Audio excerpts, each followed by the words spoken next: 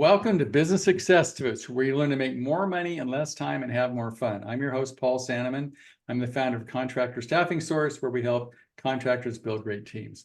I have as my guest Matthew Bertram from EWR Digital, and he's got a lot of background in marketing, that kind of stuff. Apparently, wrote a couple books. He's like an authority guy.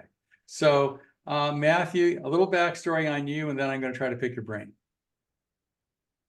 Sure. Actually, origin story started in the recruiting space, and I was looking at how to reach kind of one-to-many from a marketing standpoint. So email automation, retargeting, started to leverage that, started to leverage paid ads, SEO, display advertising to actually land clients, more clients than, new hires, candidates, that sort of thing.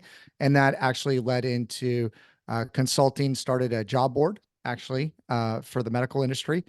And then that led into working at an agency, working my way up, and then actually buying a majority share of that agency. And we do a lot of digital strategy. We also have a media company that has about 30 something podcasts in the oil and gas space. So it's like a lot of thought leadership. It's a lot of authority stuff, like you said, expertise, authority, trust, experience is really where the focus is. So search engine optimization, paid ads, some of these type of things we are heavily focused on. Yeah. Okay, so my audience is small contractors, in a million, probably 20 million, between 5 and 25 employees. So a lot of them, whether they're a roofing company or a remodeling company, have a hard time saying, how much money do I spend on marketing? And I've heard anywhere between 2% and 15%. And then how is that split between, pay-per-click versus SEO?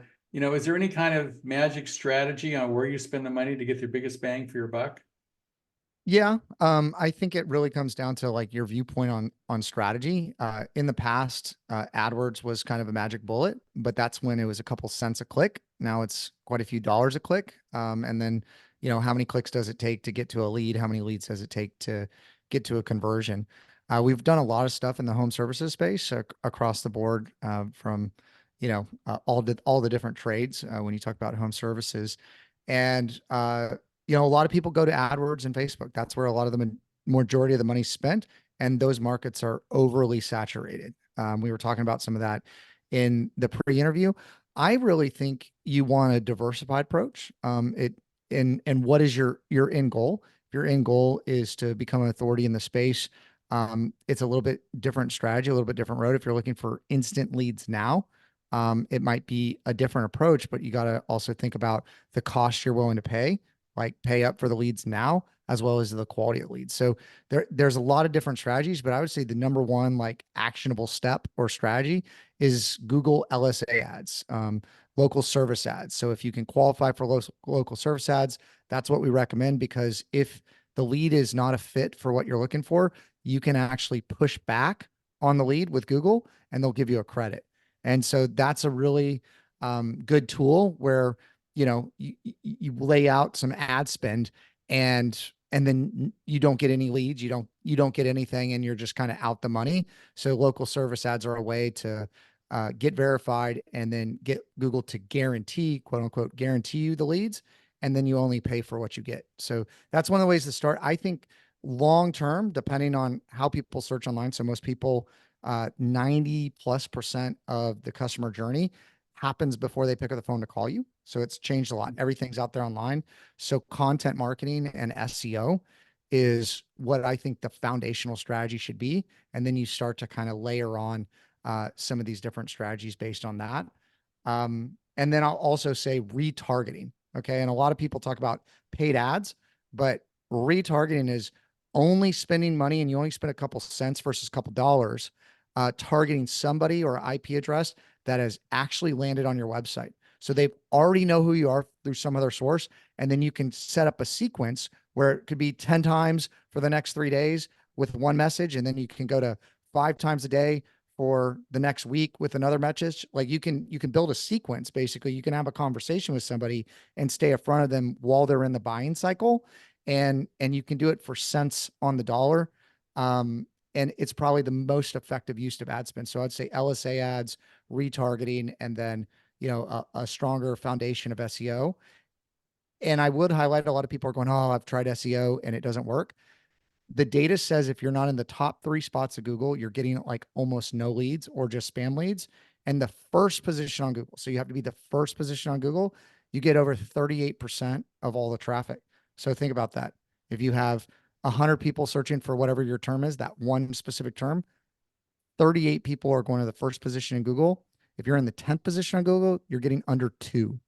Like, and So the how do deltas. you get to the first position of Google? I mean, you got example, like, let's say you're in a big city. Can you like geo fence that specific area that you're interested in? Because you're competing, I don't know, let's say Texas, Texas, or I mean, Houston, pick one. There's a zillion people out there, you're doing roofing in Texas, right? So how do you get to be like one of the top 3 if somebody searches you and say, I'm looking for somebody to fix my roof in Texas or in Houston or Dallas or someplace? Yeah, no, definitely. We're based in Houston. We have, I think there's 1,800 something roofing contractors specifically in the Houston area. Well, the 2 strategies when you're talking about SEO, you're talking about local SEO. That's based on like a GPS kind of system, and it's called a 3-pack or in the maps. You have to be in the top 3% in the maps to even see any kind of traffic. There's different metrics that are associated with that. One is the frequency, number, quality, and it kind of intent, like if there's positive intent in a review. So reviews are a huge driver in that. Locality is huge. With that, there's something called NAP listings. There's a number of different things you do to kind of trip the algorithm to send the positive signals that you are the authority and you are the person to call in that area. But a lot of it is based on location. So even when you're building a strategy, your G&B location based on where you are, you kind of draw a circle around that. And then you're trying to build that authority strength. And it's going to go like the first mile, like right on top of you. If you search in your own office, you should be first, right? Then 3 miles, then maybe 5 miles, 7 miles, 10 miles, and then 15 miles actually, could encompass all of Houston. So that's a pretty large geographic area, but you're really wanting to focus on the area closest to your office and where that GAB is set up. And then all kind of those strategies layer into that of these quote unquote near me searches, if that makes sense. I can unpack it more for you, but hopefully that So gives you're you gonna like get, a you can foundation. geofence it. So if you want to be within a mile of where you're located, like in Houston or someplace or DFW, whatever. So it's important because you can't compete for the whole city. That's not going to happen, right? Well, you can if you have enough strength and topical authority to do that, but you can't own all of Houston until you own what's closest to your geographic area. And then it like kind of like a circumference circle, it gets bigger and bigger and bigger and grows. Does that make sense? And so all your focus should actually be in the zip codes, the neighborhoods, the local areas, the landmarks that are in your geographic area, and really own that. Google's trying to map, are you the same? Like, are you the same in person as you are online? And what can we grab online to map that from what's really happening in person? So like, hey, if you're part of the BBB, if you're part of Chamber of Commerce, if you're, supporting a local team, those are the type of things that need to be communicated. You should be doing press releases about, your activity in the So area. If you're hiring you're a new trying to build person, like personal authority kind of thing as a personal authority and brand authority for the company, right? And really that's what Google's looking for is it's trying to map out, are you online as the same you are in person? That's what it's trying to do. It's indexing everything that's out there. It's indexing all social media to say, who is the biggest authority for the specific question that someone's asking for?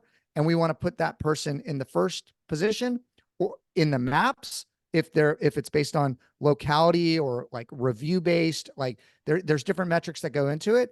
And then in the national search, which is actually universal search wraps YouTube, which actually Google owns as well, and it's the second biggest search engine.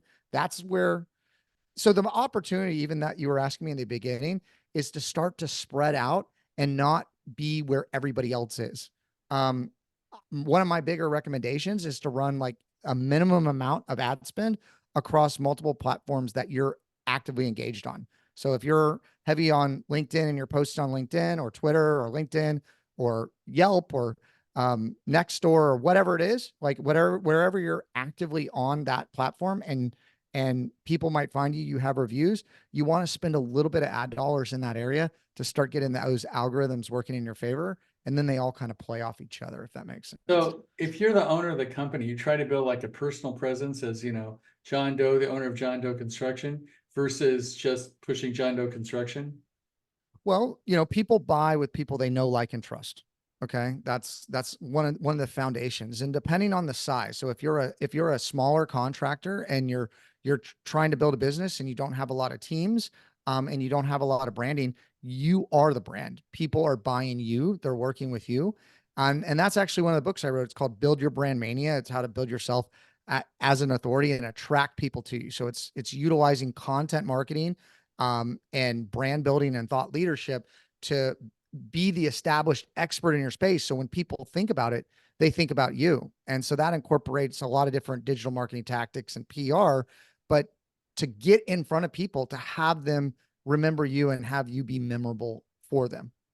So that could include YouTube videos on how to choose a roofer, or, me as a person putting out there in my Facebook or my YouTube, whatever, trying to become a personal authority in roofing in one section of Houston or one section of Dallas, right? So I'll give you an example. I know Instagram is used heavily in the contractor community, like, in the different trades, like, hey, we did this door, we did this window, maybe we did this roof, we did this house, we did this design, whatever, right? So a lot of that's on Instagram. And you brought up YouTube, and I think YouTube's fantastic. So this is some of the conversations I've been having. Hey, you're really heavy on social media. You're posting a lot on Instagram. That's fantastic. Did you know the life of an Instagram post is on average 4 hours and then it's dead? Okay.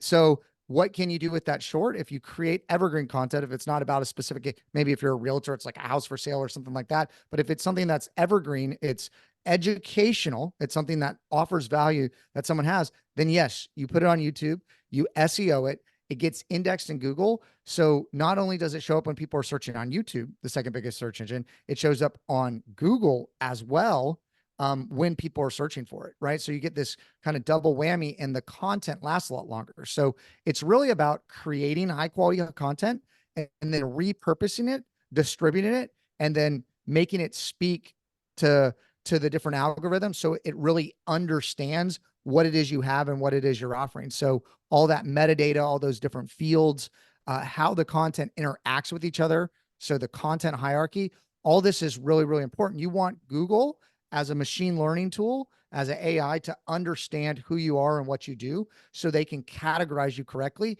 when people are searching for you in the largest categorization database in the world, which is like search engines or Google. So you have to, I'm going to be, you have to learn to speak Google, for lack of a better term, right?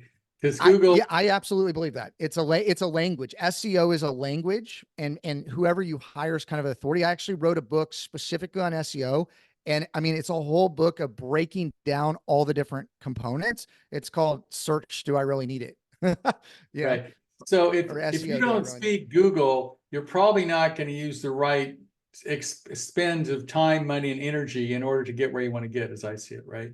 Well, I'll give you one example of this. Like, this is something that we see every day at EWR Digital. Okay. A new client comes to us to build a website or rebuild a website, because you need to build a website every like 3 to 5 years. You want that website to rank, or they say, hey, I've been paying for SEO and it's not working. Right.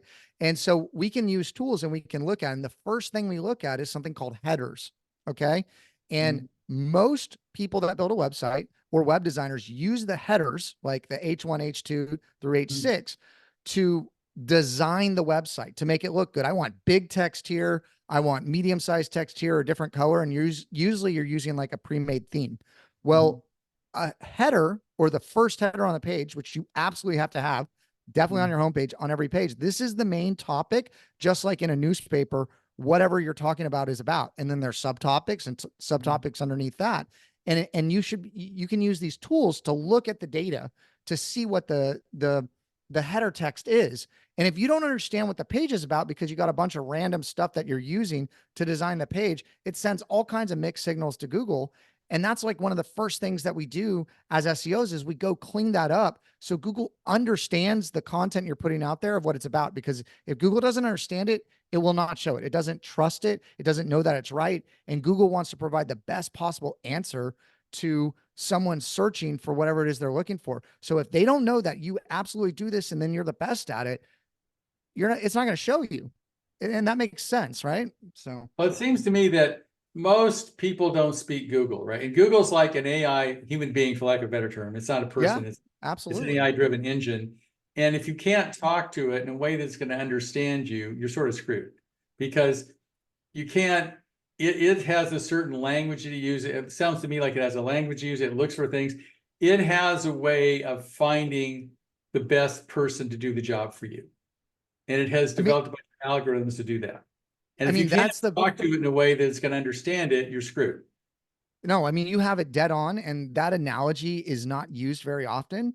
But I actually wrote a blog post about that, like the language of AI is SEO, because Right. this algorithm is getting smarter, and it is getting smarter, and that's why a lot of these kind of, shortcut tactics, black hat tactics, used to work, don't work anymore. SEO keeps saying it's dead, it's getting harder, it's getting harder, because you actually have to do the work. You have to put in high quality content. You got to answer the questions. You can't like shortcut whatever's happening, because the AI is getting smarter and it wants to communicate with you. And then Right. if you're communicating in a way that you're just trying to trick it, it's getting smarter and it's learning. And it's like, what is this? This is not high quality. This is someone trying to mess with me. I want to have a conversation with somebody. So, So yeah, you got so, to speak to it. so let's say Google is making AI a lot smarter, or AI is making Google smarter, whatever you do that. And so Google's intent as an AI is to deliver the highest quality person and service to someone that's looking for it. That's its intent, right? So 100%. when you go to Google and you look for the top person, Google wants to say, I'm going to find the best guy or company to deliver this service to this person in this locality, right? That's its intention. And it's using all these algorithms and all this other kind of stuff, AI, to figure out who that person is, as I understand it. And if you aren't talking to it in a language it understands, you're trying to trick it, it will not work. Is that accurate? Yeah, you should be, you should be always your goal whenever you're putting out marketing is, am I making myself look like an expert, look like an authority? Do I put out trusted content, and do I have experience in what I'm doing? And Google's done so much research, and that's what a lot of these algorithms, that's like the shorthand of what it's based off of. It's called EAT. And if you do that, they've done so much research. That is what people want. That is how people buy. That's how people interact online. And that's what's going to work. And then paid, like a lot of people want to take the shortcut. I'll skip the line. I'll be paid. And people click on that ad. Okay. They come to your website. Well, guess what? If you haven't been doing those things on your website to build yourself up as an authority, they're just going to leave. Right. Or if the website's not fast, they're just going to leave. So it really comes back to, even before you do anything paid, you have to have a high converting website that is SEO friendly, that Google understands what you're doing. And then everything else you do on top of that with paid ads, etc., email marketing will make it that much better. But it's the core component of your online marketing strategy, in my So opinion. you sort of can't buy your way to the top of the line and have it work. It is not as effective. What I can tell you, I have data that running just a static ad or ad saying I'm awesome or whatever, people are so much less trusting online. What they want to see is maybe a short or a clip of you potentially talking. That's why podcasting is just like absolutely blown up, like long form content, high quality content where you're providing value to somebody. So anything you're doing, you got to think, I want to offer value, and then hopefully they provide reciprocity. And that's kind of how you start the relationship. Okay, so Matthew, obviously you speak Google and I don't. So if somebody wants to learn to speak Google and talk to the AI in a way it understands, so you can convince it that you're the best person to do the job in that specific location, they want to work with your agency, how do they get in touch with you? Well, for me, you can go to EWRdigital.com and then sign up for a free consultation. And we provide a great kind of discovery call. We have one-on-one coaching on the website as well. But if you want to just find out more because you're unsure or you felt like you've been burned in the past, we have a SEO podcast out there. We've been doing it for 13 years. It's one of the top podcasts in the space. It's called The Unknown Secrets of Internet Marketing. The Unknown Secrets of Internet Marketing. It's on all major platforms. You can type in best SEO podcast. There's a little graphic of me and the founder of the agency as little like stick cartoon figures. And essentially reach out to us there, or you can look me up at MatthewBertram.com, or sorry, MatthewBertram.com is rolling out, as well as on LinkedIn. Matthew Bertram Live, I believe, Okay. is my handle. Yep. Well, that makes a lot of sense. So I would suggest if you don't speak Google, and you probably don't, you should give Matthew a call because it sounds like you understand the language really well. So Well, thank you. thank you. I appreciate Don't you go to the being here. podcast though. I really go to the podcast and check it out and learn for yourself, because you really want to evaluate whoever's doing SEO for you. It doesn't have to be me, but you need to know what they're doing. It shouldn't be a black box. Okay, that's great. So thank you, Matthew. I appreciate you being here, and I'd suggest you give Matthew a call.